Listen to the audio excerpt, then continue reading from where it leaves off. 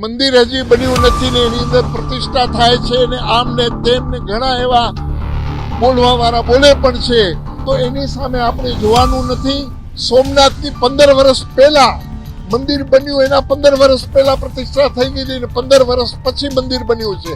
અને કોઈ પણ બકવાસ કરે તો એને કરવા દેવાનું હોય, કોઈને સ્વીકારવું આમંત્રણને ન સ્વીકારવું, પ્રભુ એનાથી કાંઈ પ્રતિષ્ઠા અટકવાની નથી. આપણી દિવાળી 2024માં 2 દિવાળી છે, એક 24 અને પછી આવા વાળો દિવાળી છે.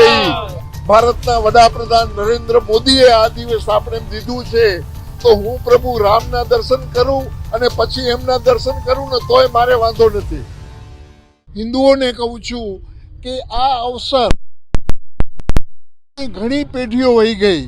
આજે મંદિરનું કે ભાઈ મંદિર હજી બન્યું નથી ને એની અંદર પ્રતિષ્ઠા થાય છે ને આમ ને તેમ ને ઘણા એવા બોલવા વાળા બોલે પણ છે, તો એની સામે આપણે જોવાનું નથી.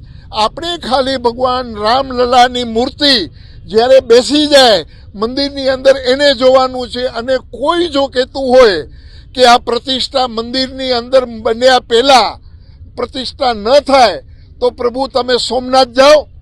સોમનાથની 15 વર્ષ પહેલા મંદિર બન્યું, એના 15 વર્ષ પહેલા પ્રતિષ્ઠા થઈ ગઈ હતી ને 15 વર્ષ પછી મંદિર બન્યું છે. ત્યારે કેમ કોઈ અવાજ નહોતો ઉપાડ્યો? અને આજે કોઈ પણ બોલવા માંડે છે કે આ મંદિર ગર્ભગૃહની અંદર ભગવાન રામ ન બેસે. અરે જેની અમારી પેઢીઓ રાહ જોતી હતી, એ દિવસો આજે અમારી સામે આવ્યા છે, તો એમને વધાવી લેવાના હોય.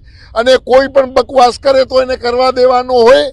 અને જે ભગવાન રામચંદ્ર 22 તારીખે જ્યારે એમનું પ્રતિષ્ઠા મહોત્સવ છે, એ દિવસે હરેક કરું છું એક સાધુ રૂપે અને ભગવાધારી રૂપે કે આપણે એ દિવસે આપણી દિવાળી 2024માં 2 દિવાળી છે, એક 24 અને પછી આવા વાળો દિવાળી છે.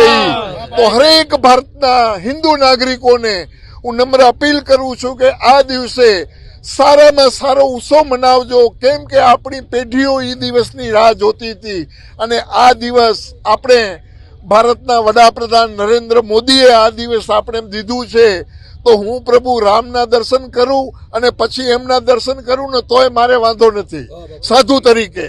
એટલે આજે જે મોદી સાહેબે જે કાર્ય કર્યું છે એને અમે વિનવીએ છીએ અને ભગવાન એને જાજી આયુષ્ય દઈએ અને આવા ને આવા કાર્ય કરતા રહીએ એવી પિનાક પાની શિવ પાસે મારી પ્રાર્થના. અસ્તુ. ઓમ નમો નારાયણ. જય હિન્દ.